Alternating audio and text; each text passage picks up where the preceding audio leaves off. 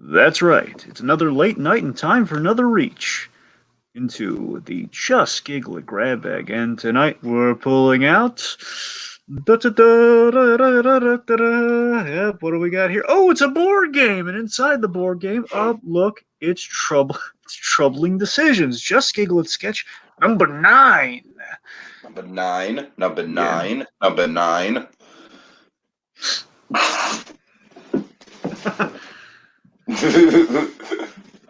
Yes.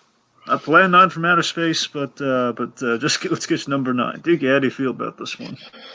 Okay, I'm not even going to beat around the bush. This is an all-time great. In terms of early JGI sketches, Dragon, to me, it's like it's a trifecta. It's this, it's My Two Brothers, and it's Jackie. I feel like this is in the same realm as those other two. I really think this is just like a masterstroke of JGI collaboration and really just taking a simple idea and escalating it to the nth degree. It's everything we love about Just Giggle It. It's a concept that everyone can relate to, but it's really pushed to the max. And it's got really memorable performances by all the leads. I mean, this is right up there with my favorite sketches of all time from the channel. Yep. Yeah, this is absolutely a winner, if in all senses of the word here. I gotta tell you, just so enjoyable, it's a very rewatchable sketch, you know. And again, conveniently, it's not really long, so you can rewatch it a great number of times. It's so rewatchable, but have sworn we had done this one already, man. That's the thing. Like, I because remember I rewatch it on my own a lot. Yep. I remember watching this, getting ready for the for our Mark Sipka interview. Yes, of course. He has a very memorable cameo in this. That he does. All right. So Dragon, before we start to break down the sketch, just because it's a pretty brief sketch, so I feel like we have a little bit of room for a little bit of fun and games along the way. I mean, I guess first off, we should probably do some advertising. So, Dragon, you know what's more fun than a family board game night on a Saturday night? Do I know? Of course I do, my dear fellow. It's Harley Quinn and the Joker versus the Real World, Episode 5. That's right. So, folks, come on down. Dragon, I've run out of creative ways to advertise this. We've been plugging it for literally over a year at this point. Please, by all means, be the carnival barker you were meant to be, Dragon. Take the reins. Okay, you're probably wondering, why is he starting with Episode 5? Well, I'm going to tell you why, folks. You're going to watch this show. Folks, just the inevitability, just me mentioning Harley Quinn, the Joker versus the Real World, which you can find on Just Giggle It, by the way. Me just mentioning that is going to spark a level of intrigue you're unfamiliar with. You're gonna check it out and you think, oh, look, it's a cute little sketch about the Joker and Harley going to L.A. and there's a little roommate played by Piper Hinson. Oh, it's going to be adorable. And it's like, oh yeah, it's going to be like a laughable, cutesy thing. And of course, then things get real. We have like a real moment, a lightning strike of intrigue. A very faithful performance of like everything you think of when you think of the Joker and Harley Quinn, just kind of being fully realized again, kind of in a new setting you haven't seen before. I already know you're going to watch this show. And just watching episode 1, you're going to be hooked by the end. If you're not hooked at certain awesome parts within the first episode, you're going to be hooked, and you're going to get to episode 2, and before you know, you're going to get all the way to episode 5. You're going to be asking that question so many people have asked already. I want more. Where's episode 6?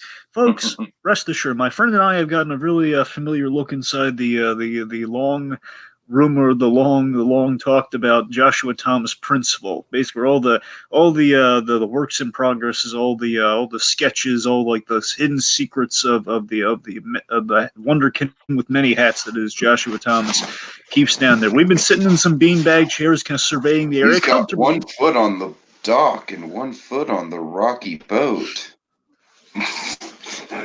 Obscure Pirates of the Caribbean reference. Back to my obscure Prince reference. Regardless, the fact of the matter is, folks, we've been in the vault. We've done some stuff with Just Giggle, and again, we're not complaining. We're just kind of waiting patiently in the vault. But here's what we can tell you: Episode 6. There's a trailer for it out. You can watch it now. Episode 6. It's done. It's complete. There's a trailer out for it, man. It's waiting to be released. But once Episode 5 reaches 1 million views. And the simple way to do that, folks, is one, just get the word spreads. Tell people about this wonderful show. Enrich everybody's life.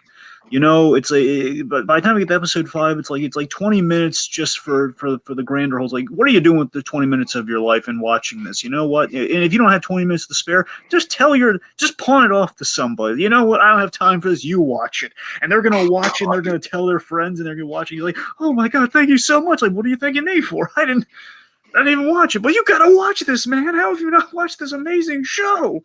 Especially if you're a Bat fan, it's gonna be like Nirvana for you if you're a Bat fan. If you're not a Bat fan, you just like these characters, just like good, whether you like good comedy, whether you like just kind of like fun situational comedy turned on its ear in the Just Giggle It style, you're in luck, sir or madam. And folks, you're gonna watch episode 6, you're gonna be blown away. And folks, I haven't even seen episode 7 yet. I haven't seen it. I've heard some of the script for episode 7, and I can tell you, folks, without even having seen one iota of that, without having seen a thing, seen it fully realized or in any capacity really fully realized, I can tell you it's the best episode of the entire series.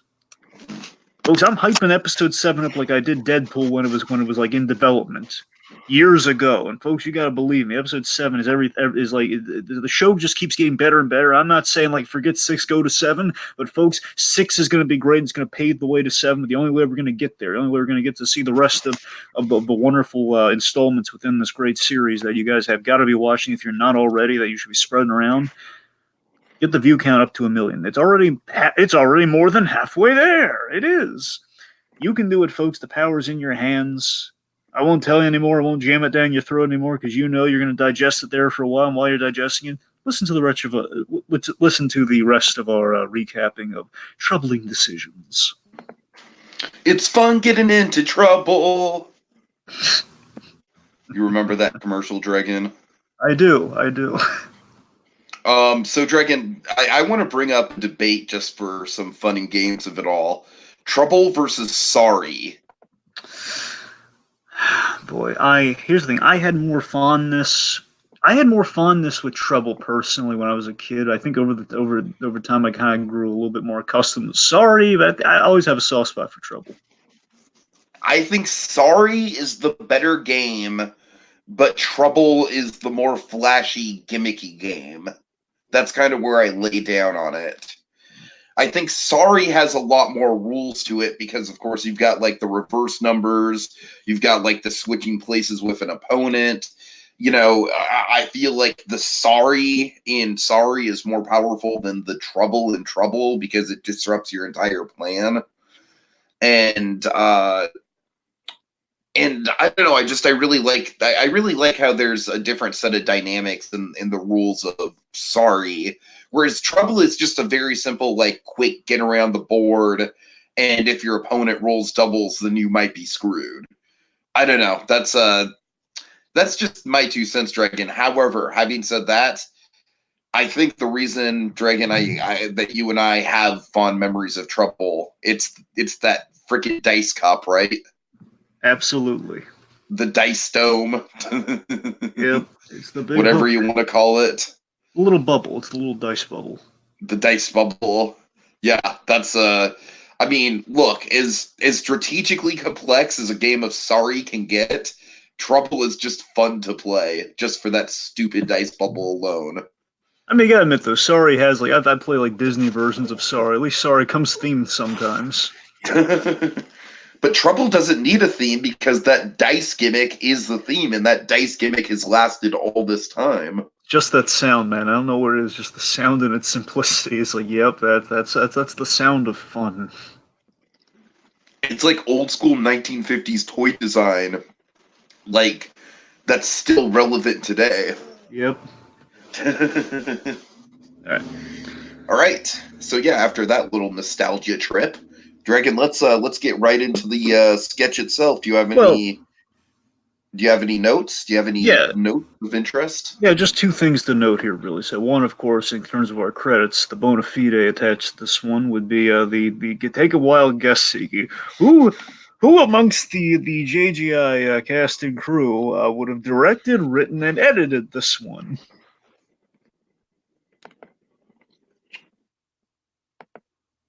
Katie Garland. You are wrong, sir. It is it is Joshua Thomas. Big surprise. No, get out of town. A very strong entry for him, though. Again, proof that It is. It a is. wonderkind that is Joshua Thomas. Joshua Thomas is just sitting at his computer like, how dare you say that Katie Garland has my talents? Heresy! Heresy! Then Katie Garland pops her head in the room and says, "Hey, Josh, did you see my thing? Get out of here!" And you hear like sad Hulk music as she walks down. Oh God! Walks down the hallway. I just love the idea they. By the way, I love how they hang out sometimes, despite just the running gag of their, of just like the kind of the normal Garfield dynamic that they have. All right. Anywho, the other thing. So you'll notice this. I want to say this is the point of origin for a lot of the game-based Just Giggle It sketches. Such as. Okay, so we had this, and following this, we have I don't quote me on the numbers here. I think like 14 or something is the Never Have I Ever game, and then of course down the line we have some that we have covered like Game Night, with charades, and then another one farther down the line, the Monopoly Breakup. Monopoly Breakup is definitely a memorable one. Sure. Interestingly, with all of these, great stakes are attached to these games. So again, it's kind of a runner. Again, this is probably the point of origin for we had just such great success with it out the gate. Let's just keep it going. Just games with stakes. Yeah. All right. So yeah, let's just get into it. So we start off with the search engine, and what is typed in? Trouble. Yes, and of course, there's a little the dichotomy of this here, where you have like the double meaning behind this, because you have like just trouble. You're just typing in the search engine. I wonder what happens if you just type in kind of trouble into a comedy search engine here. Like is it going to be like somebody's getting in trouble? Of course, in this case, it's kind of a misdirect. Or okay, it's the literal game trouble, but trouble is definitely lying underneath the surface there. Yeah, I mean, suffice to say, by the end of this, all the characters are in some form of trouble or another. That they are. And of course, I love that I love our transition, by the way, because we hear the little pop, a little bubble pop. The pop, gotta love that pop. That dice popping. We have the dice popping, which then reveals. Dragon, you popping? I'm popping, y'all. God. Oh, we are the whitest men on the internet. Word. Anywho. Whiter than David Hyde Pearson and Osmosis Jones. Oh, God. Anywho. I appreciate that reference. I'm whiter than all of Frasier, man. Oh, God. Dragon, did you know did I tell you I recently had a dream of a Frasier movie? Did you? It was bizarre, yeah. Well, tell me what the premise, because they're doing a show about it. Was it anywhere close with the show's the premise was that they were burying Martin. Oh, God. Yeah. Wow. Huh. I mean, but they were playing it straight, you know what I mean? They were playing it like it was like a serious thing in the lives of these characters that they had to deal with. Now you got me interested. I wonder when they do this show if that might be their first episode. I wonder. All right. Wait, they are doing another show? Well, yeah, I don't think they've given it like an official name or anything. Like he's a Frasier again or something. But it's they're the word is they're doing a reboot of, like a relaunch of it. Okay, well, this is we could do a deep dive into the. We could because there's like a whole like premise I believe attached to it. Anyway, so moving on. Anyway, so Frasier talk aside. Yes. The point being, I like we have a really great full circle setup shot here, where we see the board game, and this overhead shot will come back by the end of things really well. It's going to be really well integrated. So again, as I mentioned with Joshua Thomas here, the editing, the writing, and the directing is very on point here, especially the editing. This is an editing marvel. This one. Mm-hmm. We'll get there. Take us through it. Okay, so so our lead character, I believe his name is just John, right? Yes. Played by the ever quotable Saagar. Yes, Saagar Shaikh. Well, Saagar Shaikh, I mean, more accurately, but yeah. Anyway. Saagar Shaikh of Are You a Cop? Fame. Yes. Are you a cop? Are you a co-op? All right. So yes, pay special attention to this man, folks, because he's going to be of some interest at the end of this podcast. Little tease there. Anyways, so John rolls. I believe he rolls doubles, right, Dragon? That's what you have to roll to get in trouble. Well, no, I believe, and bear in mind, it's been years since I've actually played the game, folks. But from what I can see in the sketch and what I can, I'm much more together, fresh on the years of on the rules of sorry.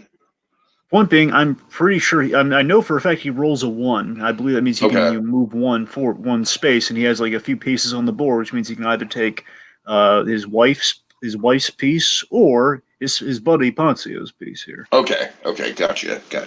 All right.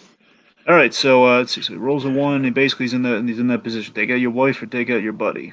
Then take him back to the start here. And so it starts very casually. He's like, I don't know. He starts to go for the wife, and the wife is just played, of course, by Piper Hinson. Says, "Well, babe, I'm your wife." then John Ponciooooo is amazing here too, by the way. Well, yes, he is. But let's build to it. John's just like, "Yeah, you're right, babe. Sorry, buddy." And then Ponciooooo, he starts out like basically Ponciooooo is playing a guy who gets way too into the method acting of the joke, Dragon. I'm gonna coin one of my favorite SpongeBob quotes, the one that is always on my mind. By the way, I don't know why. It's just one obscure SpongeBob quote is always on my mind. Look at him in his prime.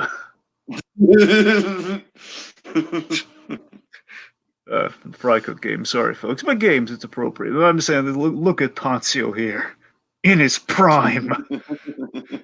just doing the Lord's work in this sketch, man. Look at him. Anywho. Yeah. John, hold on. I've got an obscure SpongeBob pull I can pull up. Just linger on Ponciooooo a little bit. Get his line in there. The folks, of course, Ponciooooo saying, John, I'm your best friend. I'm your best friend, John. And I've known you longer than said wife. And that is a good point. Yep, and I love the score in this is genius. How we're using the stock music here, which is it's so wonderful here. We have this. We start with just kind of this happy game music, and then it becomes uneasy when we get to this whole John, I'm your best friend. Things are starting to get uneasy with the score, and then it gets into a third shift, which is even more amazing. But we're getting there. Okay, hold on. I've got the SpongeBob thing. I'm pulling it up. Just let me screen share it. Dragon, I've been meaning to share this with you for a while. All right, it's pretty glorious. Sorry. If this were a longer sketch, I'd be scolding you, by the way. Well, it's not a longer sketch, and I'm really well versed in this sketch, so we're good. Don't worry about it. All right. Hold on. Stop share. All right. Screen share. It's going to be worth it, Dragon. It's going to be worth it.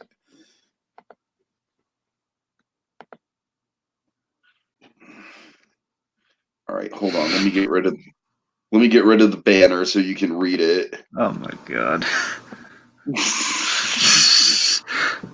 You have enough. Oh, sorry.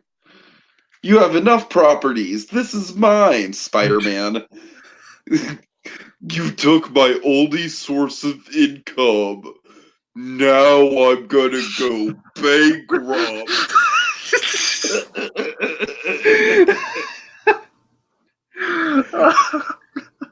Was that not worth the wait, Dragon? Was that not worth the wait? It was pretty funny.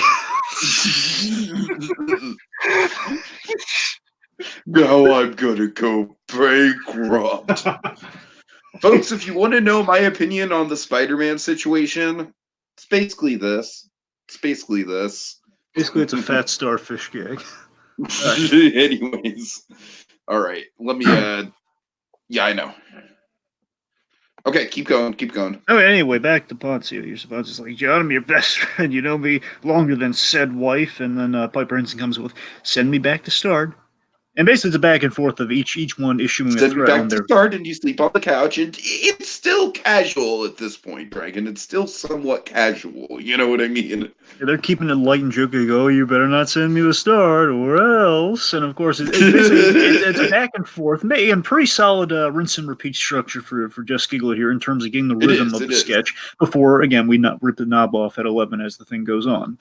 Or again, it's like one side versus the other side, and trying to basically trying to not be sent back to start. Mm-hmm. All right, let's see. So then we have. That's kind of why it reminds me of Jackie or My Two Brothers, because of that repetitive quality that it has to it. All right, let's see. So then we have Poncio here with we see John here, and basically we have a rumble, by the way, here where Poncio says John. You hear like a rumble, as in like an explosive is going off underneath what Poncio is saying. God. I know it's effect put into the sketch, obviously, but part of me thinks his acting might be that strong. I've always said that about Poncio, and I would remain true here. Poncio is so good, you can hear explosions going off behind him when he gets really into it, like especially in best acting class. Like, hey, you don't get to say that. And you just hear the God behind him, like, oh my God, yes, Poncio, you've awoken the actor, man. Anywho, says, I'll give your tickets away. I'll give your tickets to the game away. Dude. And then Piper Hinson has like one of the great threats here. I love how she sells 6 for a month. And it's like she's dead serious about it. It's like almost kind of like an auctioneer, you know what I mean? She just throws it out there. This is what kills me, but this is where she's like, this is why you get Piper Hinson in a sketch. I mean, this is what Piper Hinson can bring to it. So a pause goes by. 30 whole days. Sometimes 31. So that sometimes 31 kills me. I think it's my favorite joke in the whole. Might be one of my favorite jokes in the whole sketch here. Is like sometimes 31, and now the power struggle begins, and the exchanges and the looks between her and Poncio are just great. Right. But rewatching it, you know that her and Poncio are playing around. To them, it's essentially an improv game. Exactly. And you have we have Pondering Poncio, by the way. I love Pondering Poncio. Yes. Pondering Poncio. Pondering Poncio. I ponder. Pondering Poncio. Oh God. Anywho, so then we have basically at this juncture where they're kind of exchange these looks, then we begin the other part of the score I really love here. Now there's a death march in the score. Dun, dun, dun, dun, the evil. It's kind of like more like imagine the satanic the funeral march. Imagine the satanic wedding march, and that's kind of what you have with the death march. Like it's like dun, dun, dun, dun, the opposite of starting life. It's the end of it. Anyway, so if you send me back to start, well, here's where Ponz is really getting into. This is where like the Alexander. If you send me back to start, we are no longer friends, and I'm serious, buddy. And by buddy, I mean we're no longer friends anymore. What's great? Okay, so two things. So one, again, this is what I'm talking about with Ponzio's acting capabilities. You're right. He really sells this, man. Reselling. If you send me back to start, we are no longer friends. He says it with the utmost conviction. It's like that. I'm serious, buddy. And the music completely stops there because he realizes he undercuts his point with buddy. Don't think that I'm joking here. Don't think that I'm joking. That's what I'm saying. That's why I love Ponzio right there. Again, just the conviction of a very simple thread. We are again because again he knows. Here's the thing: the sketch will run out of steam if he doesn't sell that property. It's going to be like wife versus friend. Wife, a little more integral. Friend, again, don't get me wrong, friend, especially if it's a lifelong friend for sure. But again, if you don't know this going into a sketch, again, you really need the shrink and why this would be a loss for John. So he's really bringing that in that moment. So, of course, the music just stops completely for a moment. Why are y'all doing this? So now this juncture with John, this is where the psychodrama of it all really takes hold. Yes. So then the kind of the Ren and Stimpy psychodrama of it all kind of commences here. I will divorce you, John. And then, of course, Poncio comes in. Oh, God, Poncio with the steaks here, man. I love it. Just call Poncio a butcher, man, because he's bringing the steaks. I wish my phone wasn't out of data because I totally wish I could play a sound clip of this one. John, if you send me back to start, I will kill myself. Like, you just call Poncio's nickname is, the borrow from the boys a little bit here. It's the butcher because he brings the steaks. God. So then we have Saagar. Yeah, go on. Yeah, Saagar's just like trying to reason with him. He's like, "Come on, guys, it's just a game of trouble." You will never see your son again, and I'll Oh take God. full custody. And this is right here. This sketch epitomizes what Just Giggle It's all about. We amp up the stakes. The more we go to really dark levels here when we say like a positive. We're just playing trouble. So, it just goes to prove that any Just Giggle It premise, no matter how small, no matter how mundane, we're playing a board game, can go to these lengths. And then Poncio says something like, what does he say? Something like, "My death will be on your hands," or something like No. that. He doesn't say that. He says, "I will end my Oh life." yeah, right. Very simple, very straightforward. I will end my life. End my life. So this is where the editing gets just so great here. And this is where the editing just has me in the bag here, where it's we cut between. Sorry, the editing's so flawless here because we cut to Piper basically packing a bag and putting a ring on the Uh-huh. table, and importantly, and this is what impresses me most about it, we cut to her side of the board where again we see the choice of John here, where again John could send her back to start, and then we go to the flip side here where we see Poncio, and Poncio he's grabs a rope. Need a noose. He's fastening a noose around his neck, and we see his piece ready for the taking.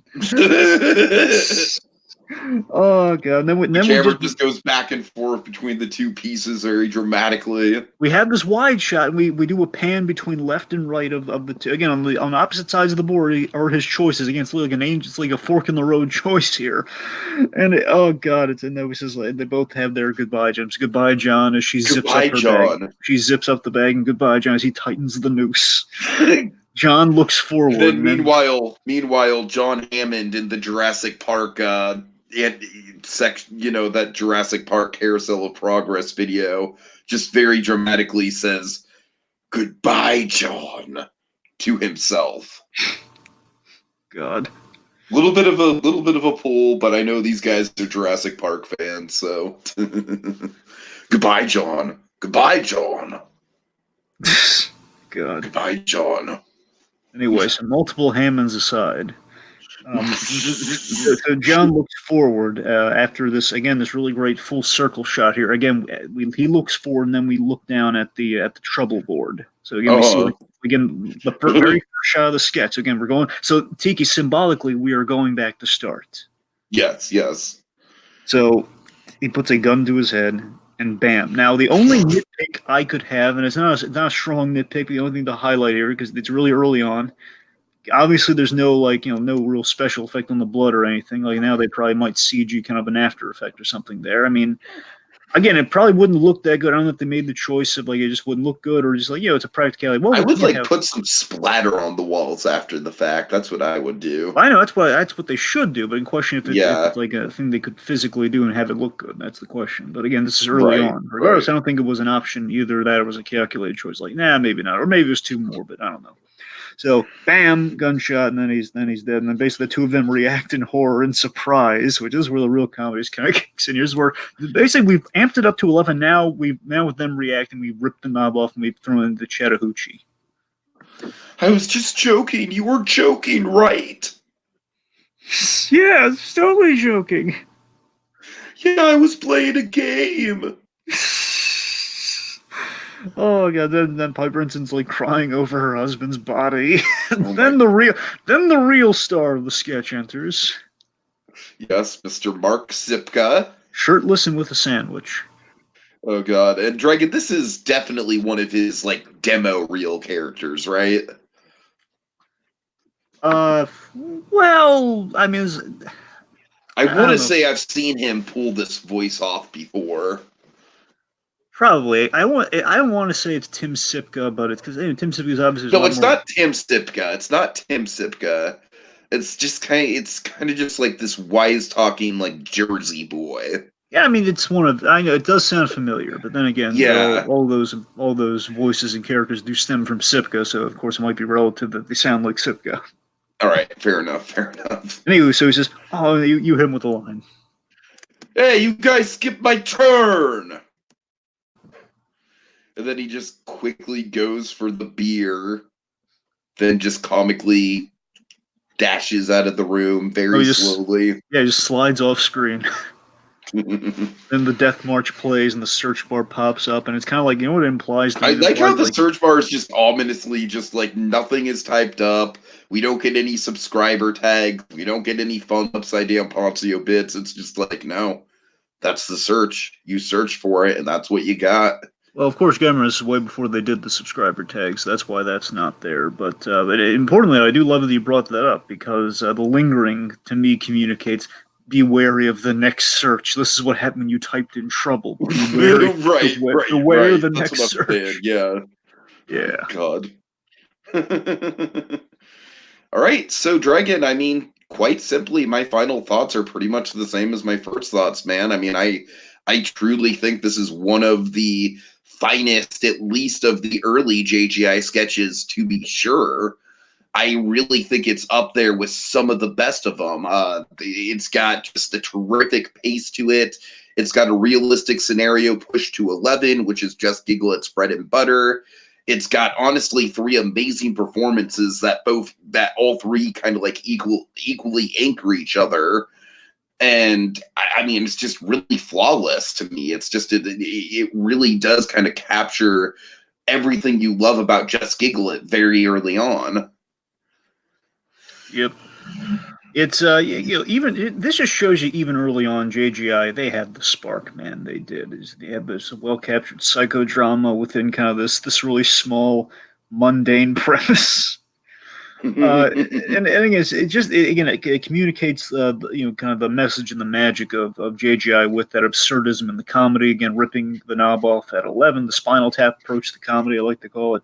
It's a perfect example of what JGI is, and I'm not just saying that. Again, it's kind of like in its prime. That's kind of the best way of putting it. It is, it's lampooning competitiveness and kind of stakes a claim for board games as well. So even in the modern age when board games are coming far and few between, you know what? When we bring them back, we're going to bring them back in style. This is just wonderful and just it's so great. It's short, sweet, and just hits all of its marks wonderfully. So, and again, with three really great up and coming stars who would go on the great heights at JGI in terms of the tomes of sketches that we've had the pleasure of recapping. And speaking of which, one of these three, yes. You know what I noticed? You know what I just realized? What? This is going to be our last Just Giggle It grab bag of August, and you know what that means? What does that mean? It means the seasons are changing, Dragon. Yes, you're right. The seasons are changing. I feel like we're going to get a new season, Dragon. I feel like the winds are changing, the leaves are turning different colors, there's magic in the air, and I feel like somebody, perhaps as you were alluding to, one of these three could get a season, Dragon. But better yet, let's call it. Yes, Piper Hinson and Alexandra Ponciooooo have already had seasons, Dragon. You're right. By Jove, you're right. That only So leaves. what should we do? Well, first off, you know what? Let's jazz it up a little bit. Let's not call it a season. Let's call it a grand saga. Let's call it the saga. But we need something that's catchy, and we go with saga. But also, one of our 3 stars here, another one who's going to prove his merit here, especially with this sketch. You know what? Darn it! I think he's earned. He swayed us, man. Let's give it the saga. All right. So, folks, that's right. Coming up next week, the Saga of Saagar officially starts. Da-da-da-da! Dragon, you want to hype it up a little bit? Yes, folks, the Saga of Saagar, it's going to be wonderful. We have like a number of some Saagar sketches that we were very eager to get to. So that's right, folks. You're saying, why haven't they gotten to that yet? Folks, the biggies with Saagar, we are finally getting to them, folks. It's going to be wonderful with the Saga of Saagar. All right. Yeah, I'm really excited about this one. And I feel like with this one in particular, Saagar definitely has a specific brand of humor that kind of goes with him. There are definitely at least a couple of sketches that sort of poke into, his cultural identity, if you will. He is definitely one of the more unique players of JGI, being a Muslim American. And so, just it's really cool to see someone on this cast who's just equally as talented and as funny, but also very diverse and comes with a different point of view that he can bring to us. And some of these sketches definitely reflect that. So, Dragon, we'll have to go into an order of things with the saga of Saagar, but I am definitely looking forward to it. It's something that's been in the works at least since I want to say at least since the Joshua Thomas interview, or no, even further back. I'd say at least since the Katie Garland interview. Yes, we have had this one in the pipeline for a long while. Just waiting for the timing just to be right, you know. Yeah, and Because the man in many I think with the seasons literally changing, and with Sagar being highlighted in this last sketch in a really compelling way. I mean, look at the image you have here, folks. He's literally in the middle of the frame between two JGI All Stars, waiting for his turn. It couldn't be more symbolic. Yeah, Sagar's one of those glue players. You know, he's one of like the glue within the sketch many a time, and we're going to see that in play and kind of have a chance to celebrate that properly, as we've been meaning to for a long while. He's been benched, but now it's like it's past halftime. You know, we're in the final quarter, man. You know, it's like we gotta get there. Yep. All right, and of course, not to put too much doom and gloom on this, Dragon, but you're right. We are in the final quarter because, frankly, guys, we don't have too many grab bag episodes left. We will definitely always try and do a grab bag, but we're going to have to sort of lean on other things coming soon. That's going to be a discussion for another day, but we might start looking into, like stuff like non-Just Giggle It stuff that Just Giggle It players have been involved in, and things of that nature. But we will always have the grab bag, So, and I think this was definitely a highlight of it. I think this was definitely one of the best sketches we've ever covered, and one that I've been waiting a long time to get into. So, very excited for things to come on the JGI grab bag, in spite of the fact that it seems like we're kind of like barreling through to a big conclusion, a big finale. Yep. All right, Dragon, take us out. All right, that does it for now until the next exciting reach into the Just Giggle It grab bag. I will end my own life. Hey, Tiki, let's play some trouble.